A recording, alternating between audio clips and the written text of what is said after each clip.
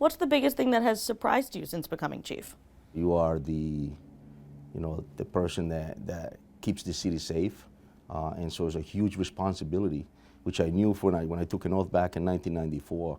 But as being the chief, you're responsible for so many lives, the population, the safety of the city, the wellness of your officers, and it's busy.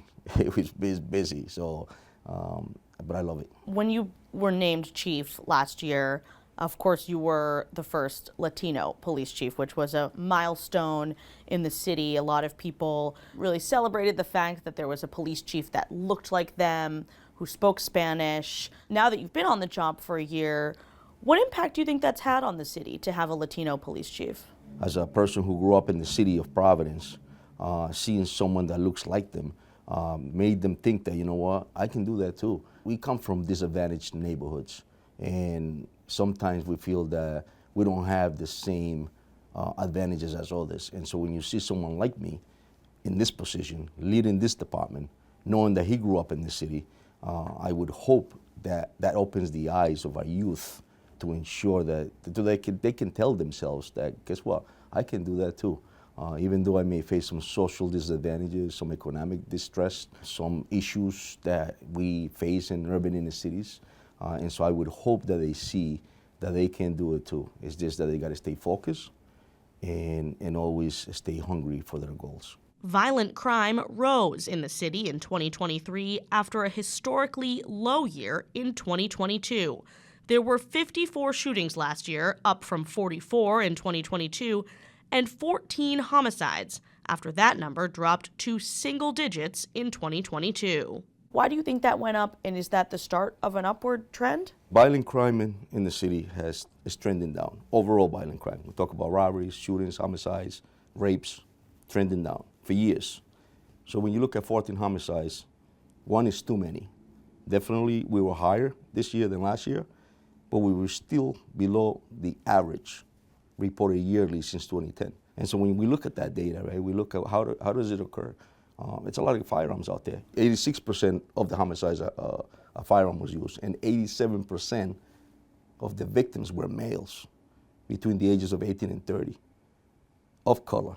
So there's young men in our city that are getting killed, and they're the ones that are carrying the guns, and it's unfortunate. As a person of color who grew up in the city, it's sad to see that. For me to sit here and tell you I'm going to prevent every homicide that occurs is impossible, but we can mitigate a lot of that stuff by having different tactics. And in the past few years, I'll tell you, we have seized 312 guns, the most we have seized since 2010.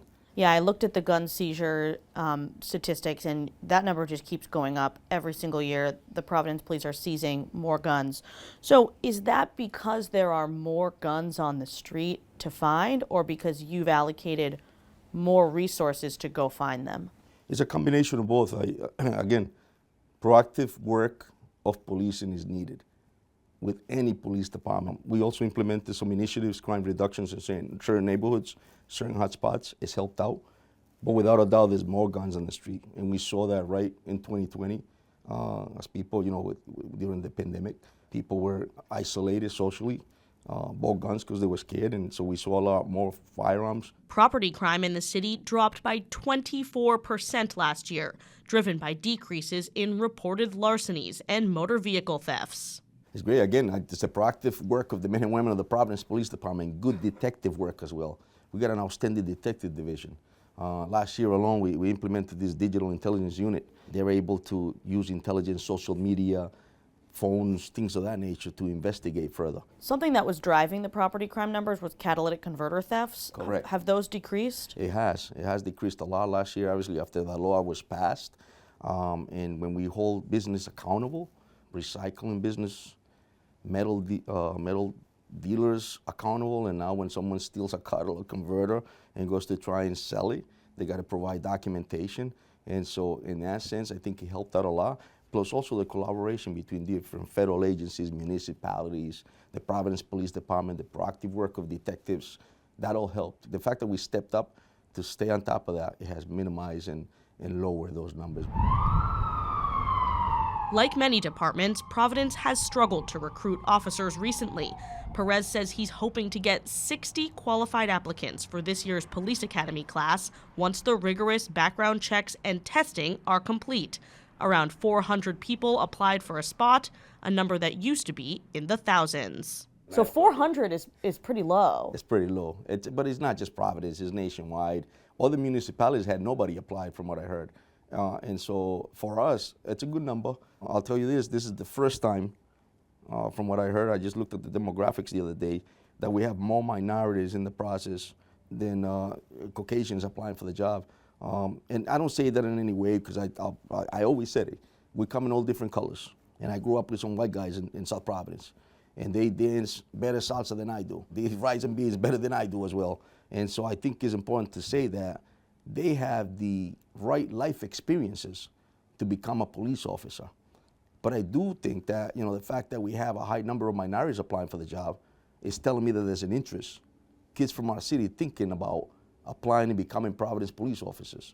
And that to me is great, because when you grew up in a certain environment and you want to make a difference in that environment that you grew up in, you have the skills and the talents. And if we can hire more of those guys and women in this department, that would be great for us. Would you consider the department to be short-staffed right now? Yes, we are. I think that, the city is growing.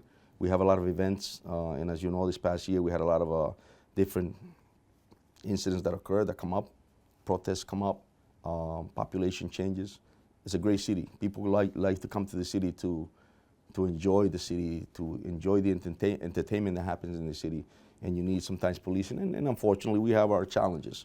And so yes, it would be great to be able to have more officers, to be able to have more officers on foot, to be able to create different units to do certain police work that needs to be done in the city. I know when the ranks are low, sometimes community policing is what goes out the window because you don't have as many foot patrols, you don't have as many bike patrols. Maybe the district commanders are covering multiple districts each. What is the current status of this community policing program in the department? It's still in effect. That's the mentality of the Providence Police Department. We're a model example, and I'm proud to say that the men and women of this department truly believe in that. And it's not just walking on your beat. It's not just, like you mentioned, all these extra luxuries that I always call it, to have extra officers. But it's the fact that you have an officer who truly believes in mentoring somebody, adopting a school. That's on his post or her post. They go meet the principals. They come in and speak to the kids in the schools.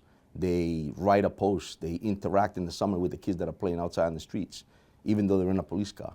That's what community police is about, working with different nonprofits. The lieutenants themselves, knowing that they need to be part of certain boards in the city. Every officer has the mentality that they need to integrate themselves for so many reasons, for community policing, as well as legitimizing the department and building trust and relationships in the community. That's why, in my idea, what community policing is about. So it's sort of a mindset, but what about the resources that you're putting into it? How many district commanders do you have at this point? 5 district commanders. For how many districts? For 9. 9. And so some districts are combined, but we have captains in the patrol division. So yeah, we are short. We were short last year. We're doing a lot with less. And one of my goals is to be able to increase the numbers in the department, and that's what we're striving to do right now. Do you wish you could have more school resource officers? I think you have 5 right now. 5, yeah, correct. That's what we have. And yes, I think definitely good. It all depends on the principal. I would always leave that to the principals that they needed in the schools. But I think it's good to be a role model for some of these kids. And when you become an example to kids that are living under difficult circumstances, you could potentially change their life. I'm a true example of that. The reason I'm sitting here as a police officer is because a cop talked to me about this profession. I was boxing at the time, and that's how I ended up sort of following it. And sometimes all it takes is a little bit of luck and the right timing to be able to change your life. And I think that can happen to anybody.